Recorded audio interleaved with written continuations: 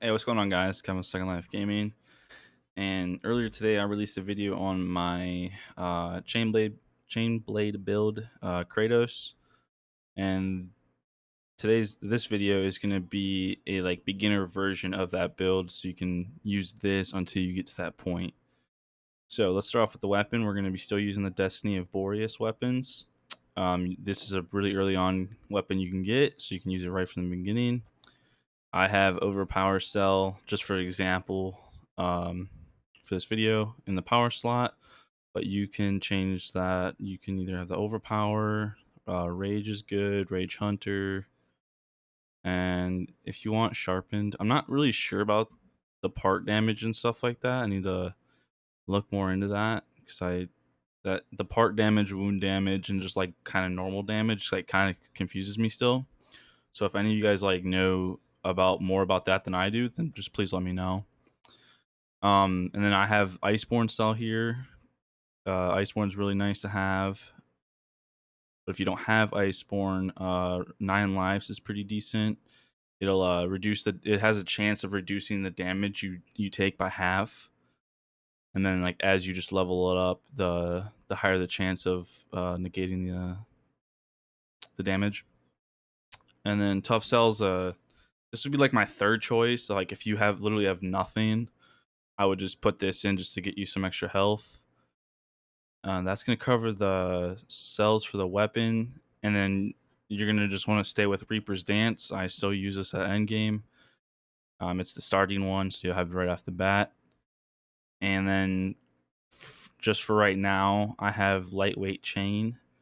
You will unlock lightweight chain at mastery level 6, so that'll be pretty quick, like first couple hours, depending on how you're doing. And then eventually you're gonna want to get momentum blades. This is the best one right here because after you use your next special within 4 seconds is free, which is huge. And the way you're gonna get this is you're gonna get it from Lady Luck for 250 steel marks. And how you get steel marks is either from doing trials, which you're not gonna be able to do right off the bat. That's gonna be literally end game, or if you have the hunt pass, you can get it in there as well by leveling up. That's how I got mine, and that's going to cover that. And let's move on to the helmet. So for right now, I would use the Hellplate helmet. You'll get this from Hellion, which is, I'm pretty sure he's like one of the first 5 that you fight. Has a really good perk on it. Gives you the Rage Hunter perk. And then for right now, you can use Molten Cell. I like Molten Cell. It's pretty decent because it'll generate right here. It'll while you're dealing damage, you'll generate a heart on a 26 cooldown, granting immunity to burning and increase attack and movement speed. And anyone in your team can pick this up, so it's pretty good. And as you level it up, it'll create more molten hearts, and the cooldown is less. But you're not really going to be using. I don't use molten cell myself at later game, but I do see a lot of people, like when I'm in a party, a lot of people do have it. So maybe I'm doing something wrong. And then what you're gonna want to get is the Berserker Cell. Berserker Cell is really nice. It reduces your max health, which is kind of poopy, but dealing damage stacks increased damage dealt for a short period.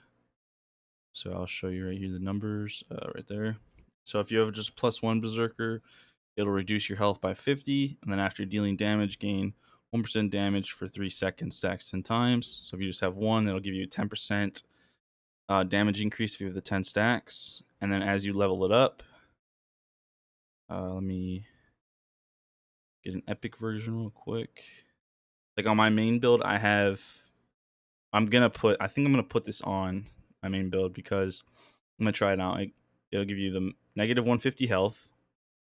And then after dealing damage, gain a 2% damage for 3 seconds. So that'll give you the 20% more damage. So that's pretty nice. And then the way to get this, the only way I know how to get Berserker Cell for sure is to buy it from Lady Luck, the trials vendor. I think it goes for I think it's 200 or no, I think it is 150. It's either 250 or 150 steel marks. But we're really not going to be worrying about that right now. So if you have, just go with the molten cell. It'll be good enough. And then for the chest piece, I'm wearing the Boreal Resolve. That'll give you the perk one rage, and then I have the Iceborne cell in there. So I have 2 Iceborne cells. So like if you don't have Iceborne, then do the 9 lives or do the tough, whatever you have, go with it. Something's better than nothing. And then for the gloves, I have Nasher grips, which will give me 1 Rage Hunter for right now. And then I just have a Rage Hunter cell that will, go together with that. So I have that. And then for the boots, I have volcanic threads. These are you're gonna get from Chelrog. I'm probably saying that wrong, but that'll give you not +3 rage right now. You'll get +1 rage with that, and then I just have overpower cell in there, but you can have whatever you want in there. And then for the lantern, I have Drask's Eye.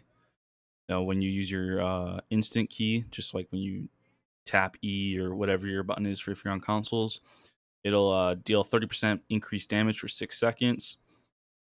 And then I recommend having the Zeal cell in there. It increases Lantern tap ability effectiveness. So then this Zeal right now with +1 increases my Lantern to 45%. Yeah, 45%. So it just gives you more damage. And then if you want to, so if you're fighting like an ice behemoth, this build's going to be kind of rough for you in the beginning because you're going to be kind of underpowered with your resistances with the 2 blaze. So what you could do if you want is you could change this out, and so you'll get the Iceborne perk, and then it'll give you the tech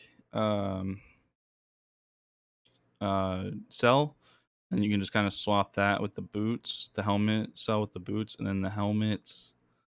You can like I guess put this on. It won't really it'll it'll affect your resistances because you won't have to worry about the fire. So it'll kind of just like negate that, and then it'll also just give you your power cell. This perk really doesn't matter. So if you just need to switch that out real quick, you can do that. And then for the weapons, I would recommend Inferno Fangs are a nice backup weapon to have, and because it'll give you um, the overpower, and then you have 2 more power cells right there. And then as you're leveling up, because you're gonna want to level your stuff up. So if you notice, so it has when I'm at like level 0, it's +1 perk, and then like the damage, the power is 100, and then as you level up, it increases. So when you get to +6, you'll go up to your perks will go up to +2, and then your damage obviously goes up. And then when you reach +10, it'll max it out at the +3 of that perk, and then the power goes to 500, and then so on. It just increases your power rating. Same with the armor, whatnot. It'll let's see, where's the helmet? It'll do the same thing. So the resistance now will increase, and then when you hit +6, perk goes to +2, and then +10 goes up to +3, and then your armor just keeps going up. So yeah, it's gonna cover this build, guys. I hope it helps. You guys new start because you can honestly wear this set all the way up till endgame. So I think this would be a really good start for new players. So again, I hope it helps. Hope you guys enjoyed the video. If you did enjoy the video, leave a like and subscribe. Thank you. And as always, have a great day.